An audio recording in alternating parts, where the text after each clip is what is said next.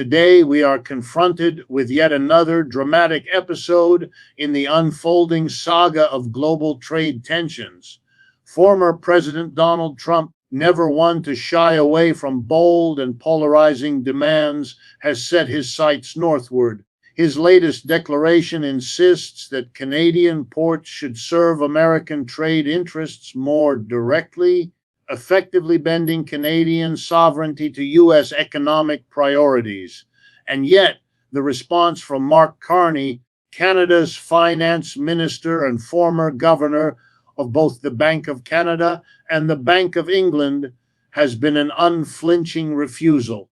He has drawn a firm line in the sand, rejecting what he characterizes as an assault on Canada's independence and its economic dignity. The clash here is not just about ports, it is about power, sovereignty, and the deep fractures in the global capitalist order.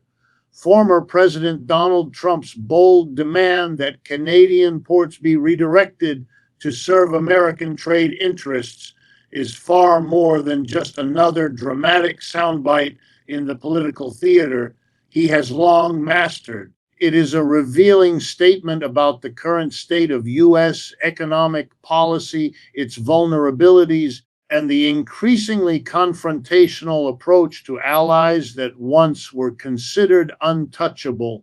To fully grasp the magnitude of this moment, we must dig beneath the headline, because the demand is not about docks and shipping lanes alone.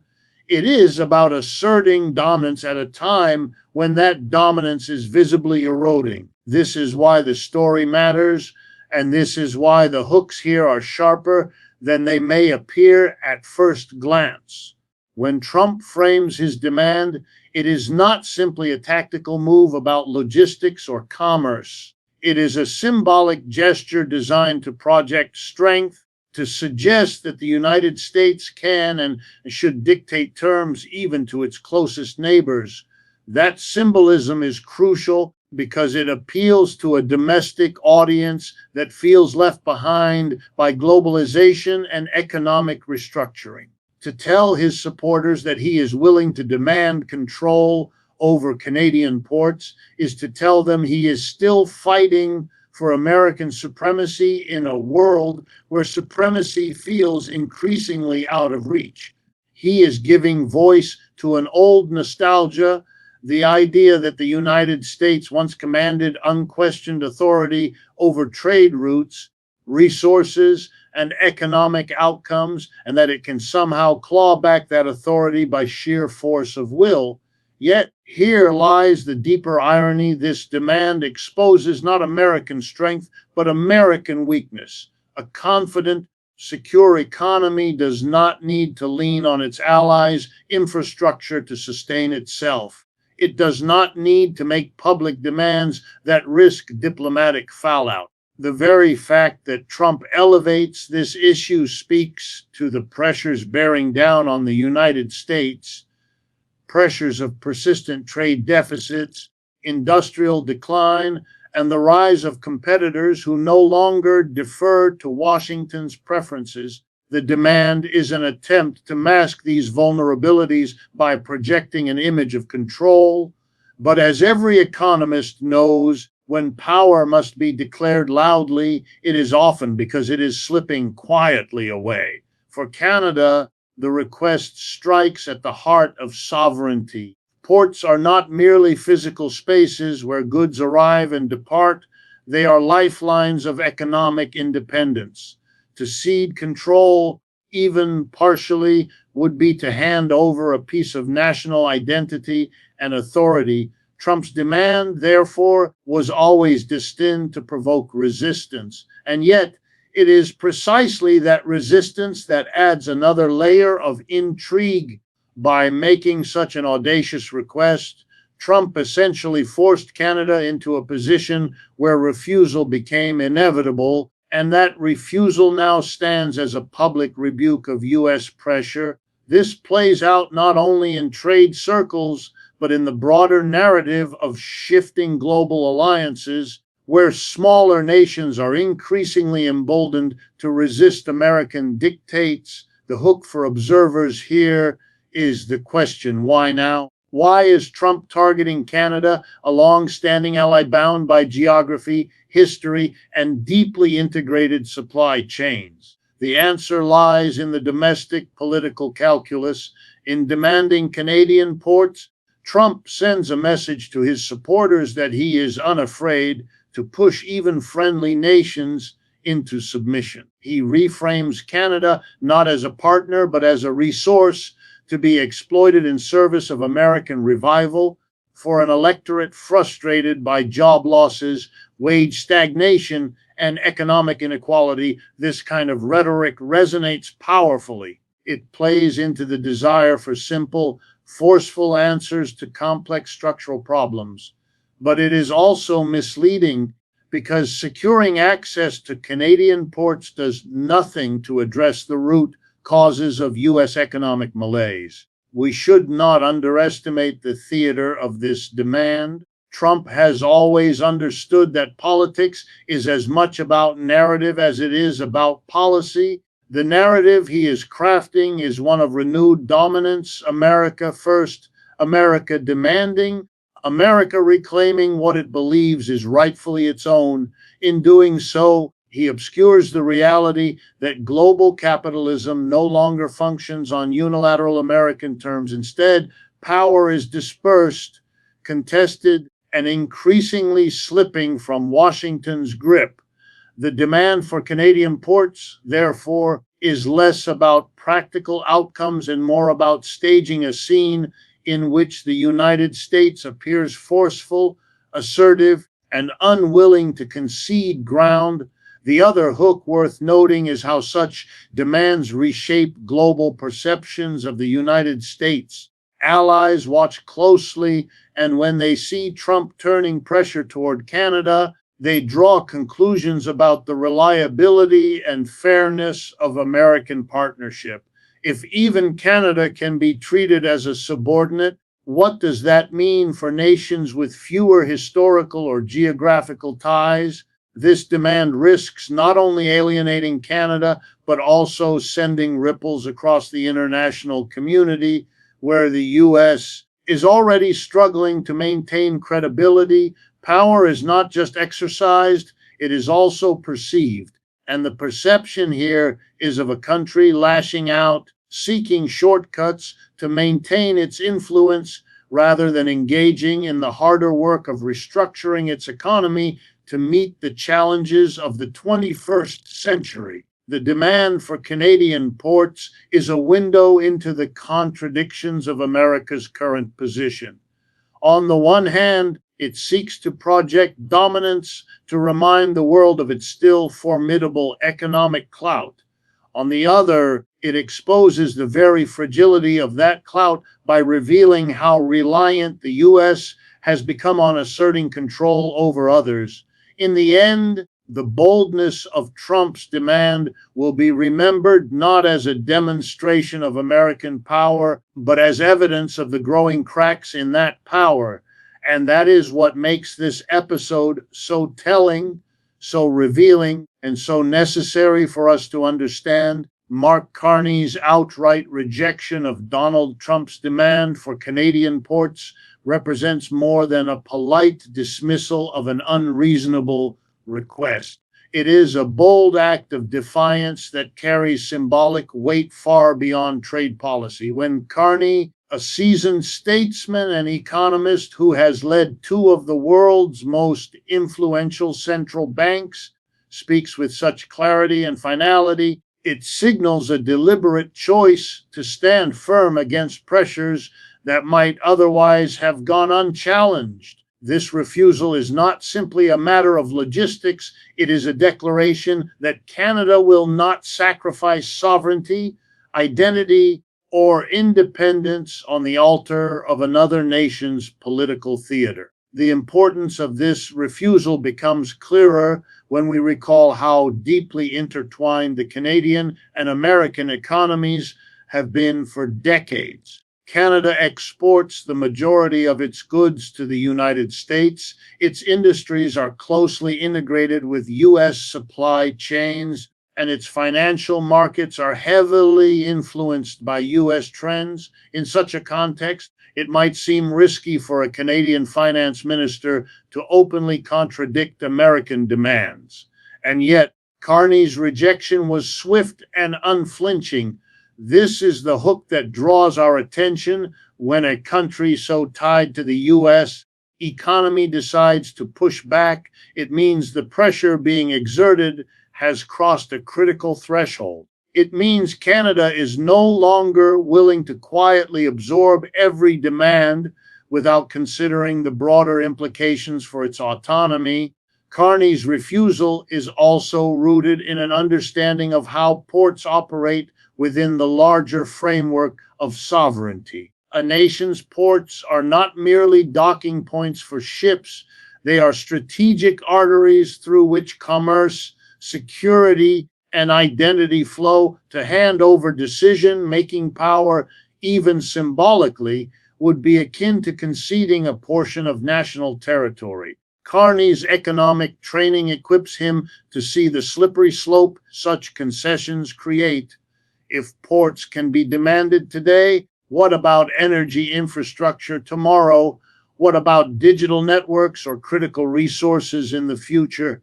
By saying no now, Carney is not only protecting Canada's ports, he is setting a precedent for resisting creeping attempts at control over other facets of national life. This refusal is particularly striking because Carney is not a figure known for populist grandstanding.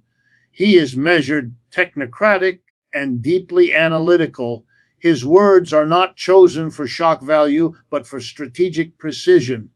That makes his rejection more powerful because it comes not from a desire to stir nationalist sentiment, but from a sober recognition of economic and political realities. He is signaling that the health of Canada's economy depends not just on access to markets, but on the ability to make decisions free from coercion.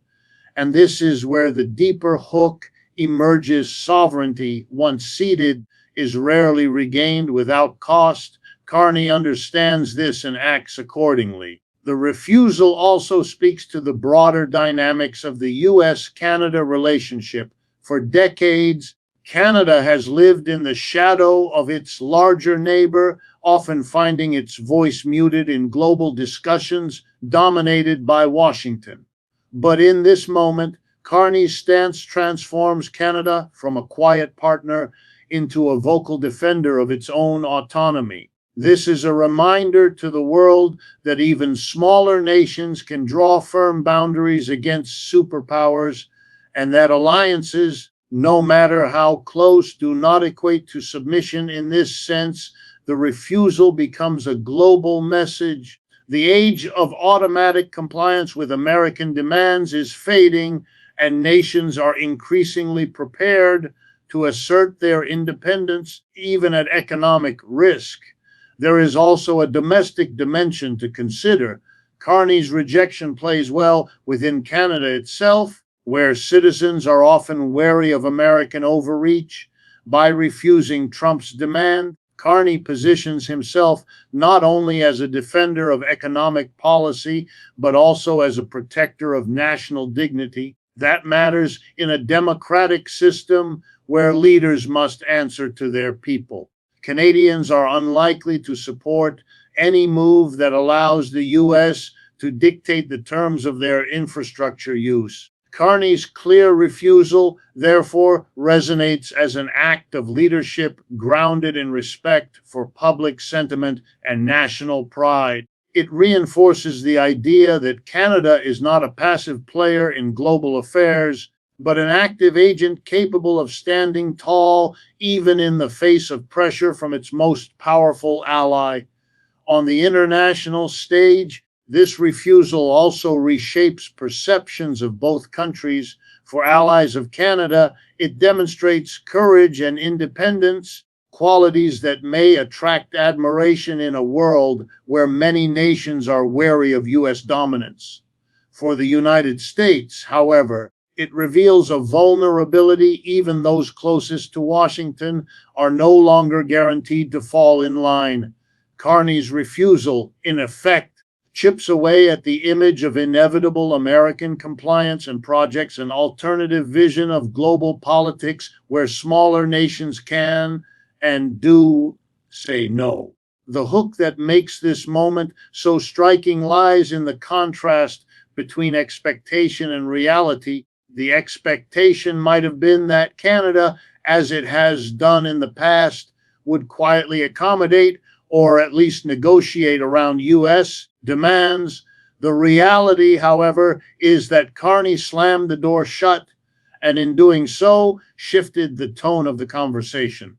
That sharp break from expectation is what gives this refusal its dramatic power and why it resonates far beyond the specifics of ports and trade. Carney's rejection is not just a refusal to a single demand, it is a stance that encapsulates the broader struggles of smaller nations navigating a world still dominated by larger powers.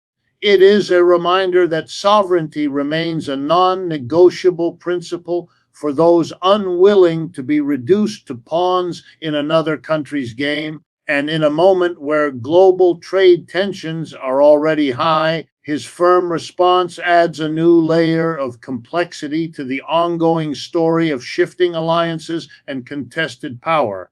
The rising tensions between the United States and Canada over Trump's demand for Canadian ports are not just a minor dispute between neighbors, they are symptomatic of larger cracks appearing in the global trade order. When two countries with one of the most integrated economic relationships in the world begin to clash openly, it signals that something far deeper than logistics is at play. Trade partnerships are built on trust, predictability, and mutual respect, and when those foundations begin to shift, the ripple effects extend far beyond bilateral ties. What we are witnessing here is not simply a disagreement about access to shipping facilities. It is the unraveling of long-standing assumptions about the way global trade is supposed to work. That is the hook which draws attention. If the US and Canada are at odds, then no alliance is immune to fracture. For decades, US-Canada relations have been defined by the North American Free Trade Agreement and its successor, the USMCA. These agreements created a framework where both nations benefited from relatively stable flows of goods, services, and capital. American companies relied on Canadian resources, while Canadian businesses leaned heavily on access to the US market.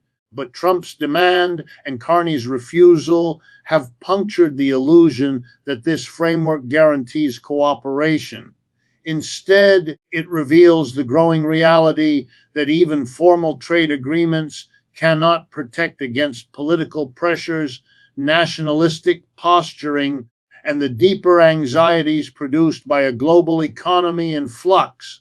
When the rules can be rewritten, or worse, ignored, what happens to the system that has underpinned prosperity for decades? This question becomes even sharper when we widen the lens to include the broader context of U.S. trade policy. The United States has increasingly shifted from being a champion of multilateralism to pursuing a more unilateral, transactional approach. Trump's rhetoric of America first was not confined to adversaries like China or Mexico. It extended even to trusted partners like Canada and the European Union. The demand for Canadian ports is a continuation of this logic. Trade is no longer about mutual benefit, but about maximizing American leverage, even at the cost of alienating allies. The hook here is the danger embedded in this approach.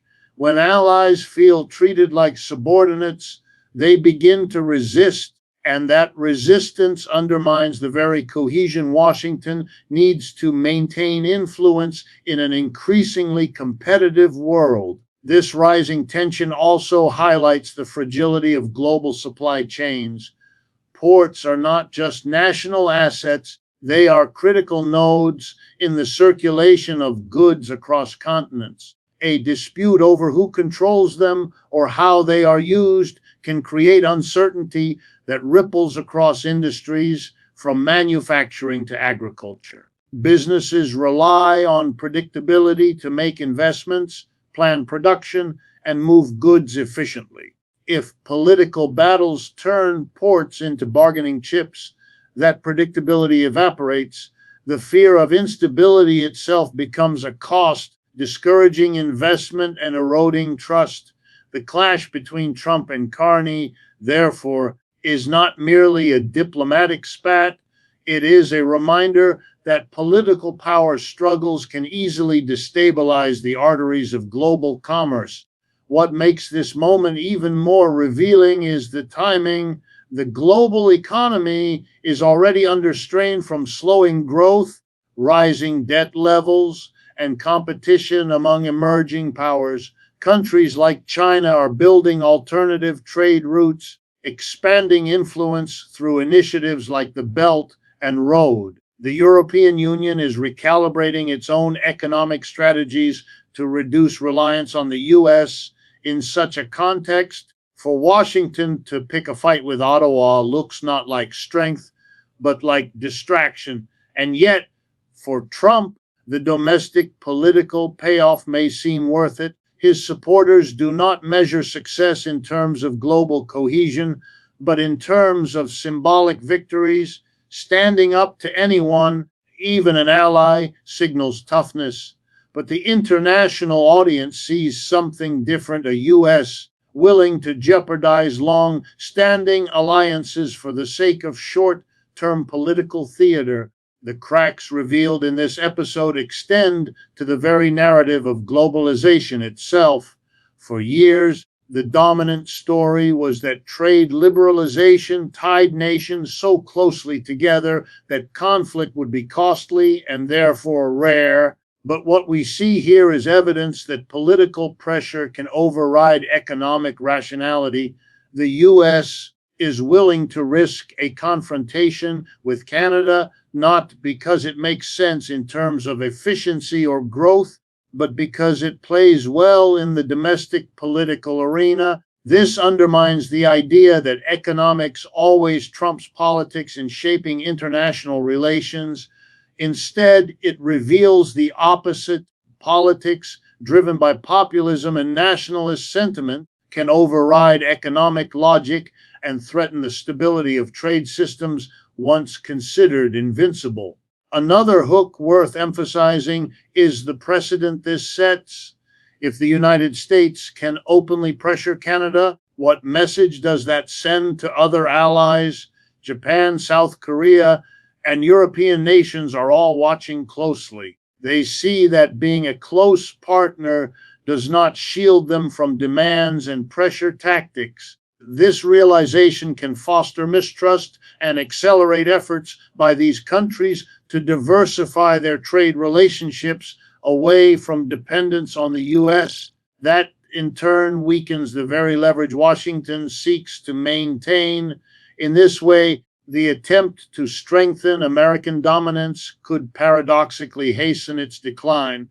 At its core, the US-Canada clash is a microcosm of the broader challenges facing the global trade order. Trust is eroding, rules are being bent, and the balance of power is shifting. The old assumption that America's allies would always fall in line no longer holds. Carney's refusal marks a moment of resistance that is both symbolic and practical. It underscores that sovereignty still matters in an interconnected world, and it demonstrates that even smaller nations are no longer willing to quietly accept demands framed in the language of dominance. The fracture here is not just between two countries, it is between two visions of how trade and power should function in the 21st century. The political and economic impact of Trump's demand and Carney's rejection reaches far